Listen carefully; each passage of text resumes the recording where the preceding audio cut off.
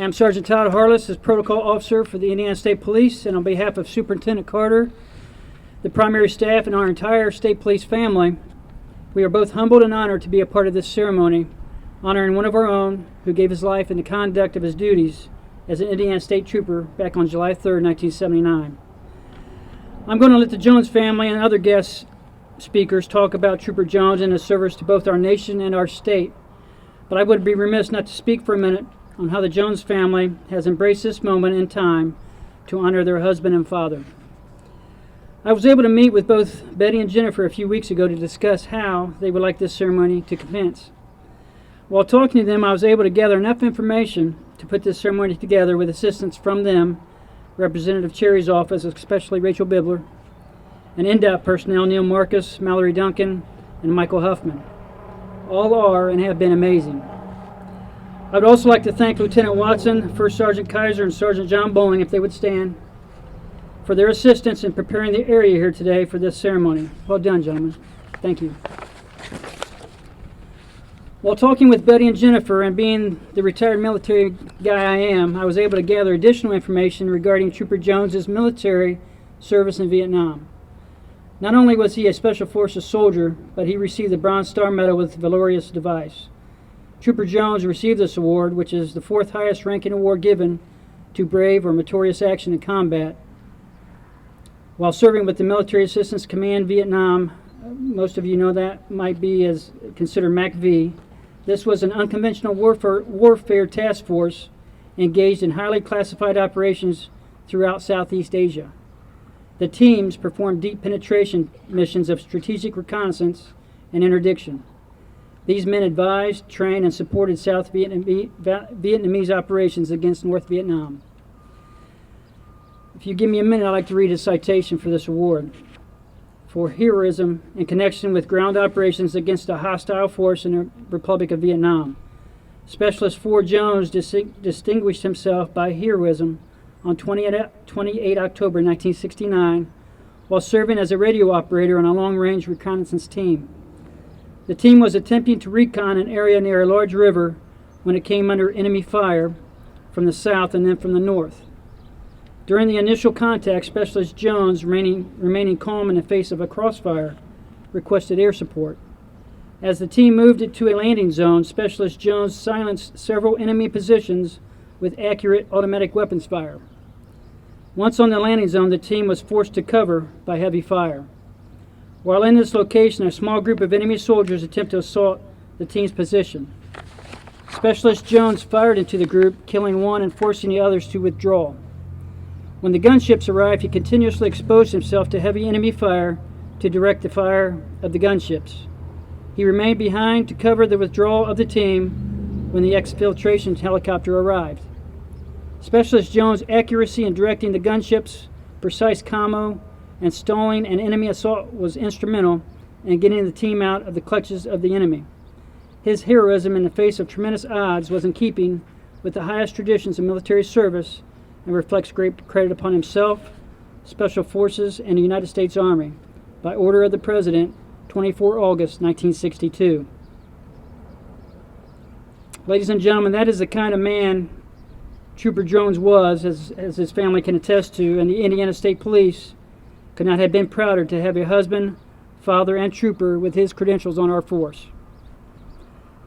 I do really appreciate the turnout today. I'd like to thank Leo Blackwell, who started this process of getting a House resolution, concurrent resolution on the House floor. Then we took it to both committees and it passed unanimously, and then back to the House floor. And Roy's wife was there to be recognized on the House floor. And it was tremendous. You think about 40 years ago in 12 days when this all happened, this tragedy happened. And this was a remarkable man. You can tell that by his family. You'll get to meet them today, and when you meet them, you know that you had a proven trooper out here who had high hopes for a long career with the Indiana State Police. And I'd like for the family members come up here, and I have something that I'd like to present to them.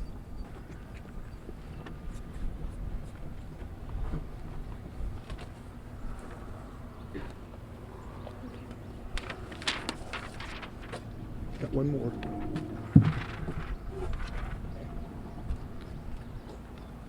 Thank you.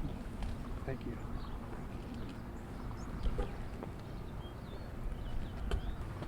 At this time, we'd like to unveil the road sign marker that is going to commemorate Trooper Roy E. Jones.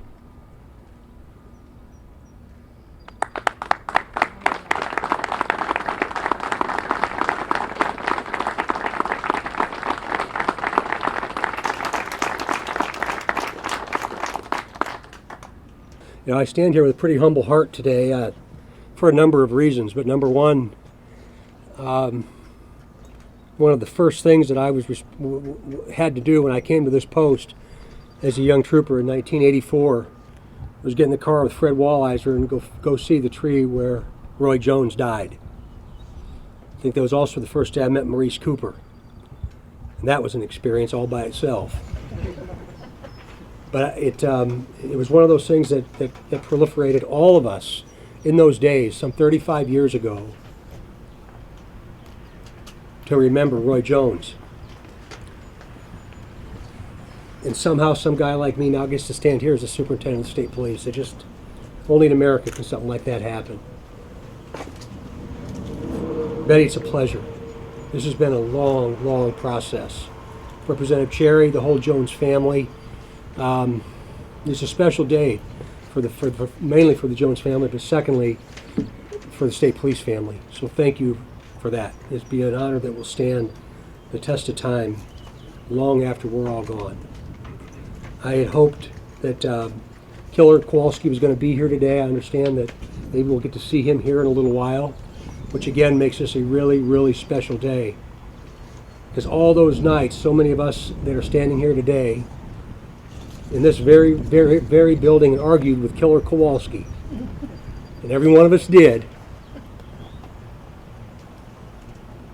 He was always grounded by Roy Jones. And all those many, many, many conversations and that hardcore crust that a guy like Killer had was all nonsense. It was all nonsense. He cared about us and he cared about people just like he cared about Roy. And those are memories that I'll carry with me for the rest of my life. So it's a pleasure, Josh, everybody from the Pendleton Post that took part in this day. I offer my sincere thanks. It's been since 2008 since an Indiana trooper's been killed. In 2010 was a motor carrier inspector.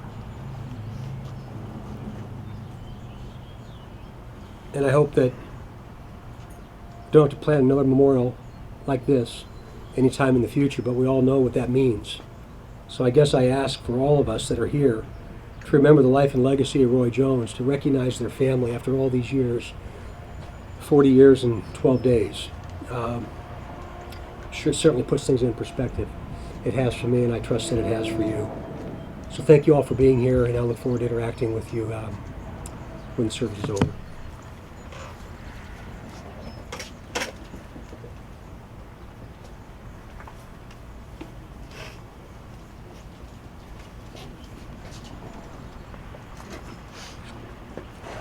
So Jason and I are going to tag team this. He has no idea what I'm saying. I don't know what he's saying, so it could be interesting. So on behalf of Roy Jones' family, I want to thank everyone for taking the time today to help us honor and remember our hero. We really appreciate you being here with us. Just over a year ago, I began this process, and now to have the road begin at the site of the old state police post feels perfect to me. While it may just look like a gas station to many, I remember the old building and picture the old cars parked out in front. That building is where we attended our first memorial, and I can't really think of a better location. That's where the young version of me pictures my dad working. This post is lovely, but the old guys and I know that that was the post, and I'm so glad the sign can be at that location. Over the years, I have driven past several signs recognizing those that paid the ultimate sacrifice, including Trooper Andrew P. Winsonreed and Master Trooper Michael Green. I never had the opportunity to meet these officers, but I have met surviving family members. I think of them when I see these signs. Starting today, those driving through Pendleton on 36 will now see my dad's name and perhaps pause for a moment and think of our officers. Helping us to celebrate today are several members of the next generation of the Roy Jones family. His grandsons, Michael and Stephen, plus several of his great nephews and his great niece have joined us today. These boys in Bailey never had the opportunity to meet the grandpa or great uncle. However, in the future, they can bring their children here to show them the road and tell them his story. This helps ensure that my dad will never be forgotten. There are several people that I need to thank for making today a reality. First, I'd like to thank Representative Cherry for agreeing to sponsor the resolution. Without your help, this wouldn't have been possible. In addition, I'd also like to thank his assistant, Rachel Bibler, for being so dedicated to seeing this through. Thank you to Superintendent Carter, Sergeant Todd Harless, and Lieutenant Josh Watson for making today so special. Thank you to NDOT for everything you have done along the way. And thank you to Danny Oberly and Leo Blackwell for helping get this idea off the ground. I would like to take time to recognize some special people in attendance. We have several retirees who managed to make it back today, and Donna has managed to make it back today, and we really hope to see Killer here shortly. I would like to recognize Lieutenant Colonel Fred Lindsay, sitting back over here. During the Vietnam War, my dad served as a Green Beret assigned to Command and Control South, of which Lieutenant Colonel Lindsay is the last surviving commander. Although he wasn't my dad's commander, he wrote the book titled Secret Green Beret Commandos in Cambodia, which details the heroic actions of the men from CCS. These men that served with CCS went as small recon teams behind enemy lines to gather intelligence on the North Vietnamese army. While on these missions, the men wore uniforms without any insignia or identification so that if captured, the government could deny their military connection. And so I was honored that Fred was willing to come here today. Finally, we have several members of our Indiana Cops family here, and thank you so much for standing with us today.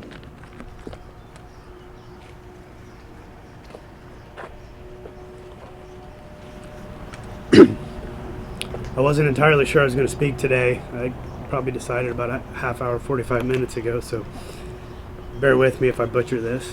I was 4 years old and my dad died. I really didn't know him. I have a few memories, I've heard some stories, but I really didn't know him. About a year ago, just by a series of circumstances, I happened to find out what Jennifer had alluded to and Sergeant Harless of his military service in a highly classified, highly dangerous special forces group in Vietnam that we didn't know about. It was classified till well into the 90s, and we knew that he was special forces in Vietnam, and we knew what he did was classified, and that was kind of the extent of what we knew. So since then, you know, things have come out, including Lieutenant Colonel Lindsay's book, which I have, about what these guys did. So I was doing some reading, some research. I was kind of shocked, really. Some of the details have already been mentioned, but a couple weeks later, well, at the time I was thinking, who is this guy?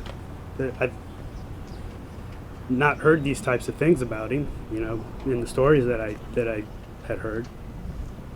So a couple weeks later, I'm talking to my mom at lunch and telling her the things that I'd read. I said, does that sound like him? She said, well, not really. I said, if you were to meet him, he's not the type of guy that you would expect to just, he's not the Rambo type that's going to just jump into war. But if he felt like what he was doing was right, and he felt like he could help, then yeah, I could see him doing that. And then later in the conversation, we got to talking about how after the war, he kind of bounced around from a few different careers, a few different jobs, and nothing really stuck until he joined the state police. She said when he was a trooper, he was happy she'd seen him.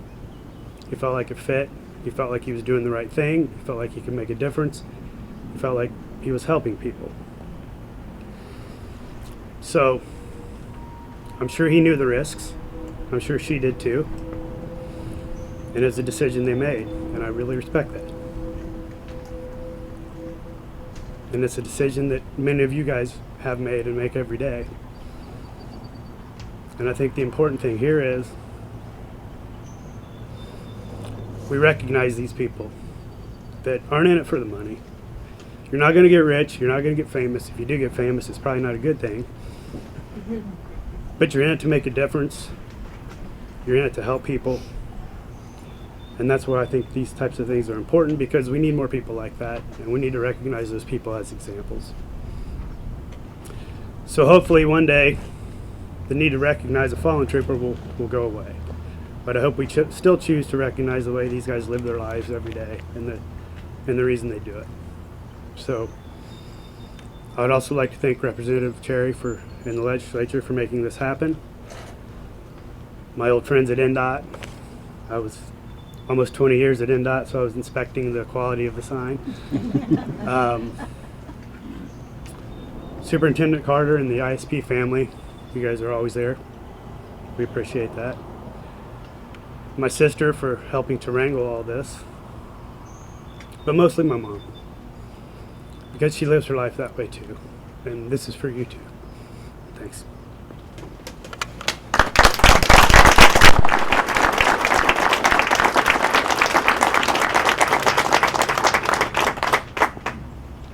I'm Detective Dave Preston, out of the Pendleton Post, and I've got the honor to read a letter that ISP retired Sergeant Robert Killer Kowalski wanted to share today.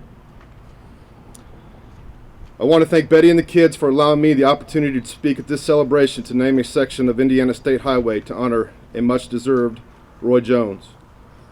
I met Roy in 1976 when he came to ISP and was assigned to the Pendleton Post. After working with him for a few weeks, I knew Roy possessed all the attributes to be an outstanding police officer. His intelligence, honesty, loyalty, friendliness, competitiveness, and work ethic were exemplary. Roy and I were both in the U.S. Army. However, it's like comparing apples to lemons. Roy was a combat veteran during the Vietnam War, and the majority of my career was with the Indiana National Guard stateside. Roy was a patriot, a war hero, and served his country with pride. With the skills Roy possessed, the sky was a limit to the heights and rank he could have achieved in the military or in the Indiana State Police. The only kink in his armor was he could not have played department politics to advance in rank. For example, if Roy was rightly or wrongly accused by another person, Roy would man up to him, talk out the problem, and move on. Roy would never overtly or covertly try to get that person in trouble with his superiors. Roy was a tremendous family man. He and Betty had 3 children, Jennifer, Jason, and Jamie. He loved them dearly. I want to say something about Betty. After Roy passed, Betty was a single mother in the 70s and did a wonderful job of raising her children in trying and difficult times. All 3 have turned out exceptionally well, and I know Roy would be proud of Betty and their children. After a period of time, Betty remarried ISP Sergeant Jeff Taylor, and they had a son, Adam Taylor, who, like his brothers and sisters, is exceptionally talented and successful. I've worked with officers who have started their police careers in over 7 decades. Without any doubt, Roy would have been successful with any of those officers regardless of the decade. Roy knows why I couldn't come today, and when we meet again, it will be unbelievable. I had some of my best moments on ISP working with Roy. I can honestly state the worst day I had was telling Betty that Roy was killed in a crash going to help another officer. In closing, thanks again, Betty and the kids, for allowing me to share a few thoughts about Roy on this special day. Roy, I'll see you soon. Your friend forever, Killer Kowalski.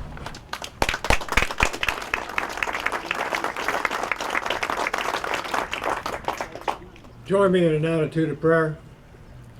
Our Holy God, we're grateful for the opportunity to recognize Roy Jones and the work of all of that has gone into the preparing of this State of the Highway Memorial Plaque. We thank you for all those who had a hand in planning it and for making this day possible. We thank you for the brave men and women who serve the Indiana State Police. We thank you for the survivors that are here today to help honor Betty and her family. We thank you for this blessing that you are with us. Continue to watch over all survivors, watch and keep them safe, keep our troopers safe on the highways wherever they serve. We thank you for your many blessings. Help us to not take them for granted. As we go into fellowship in the cooler training room, we pray that you'll just bless the fellowship and whatever food there is there as well. We give you thanks and praise in all things. In your holy name, amen.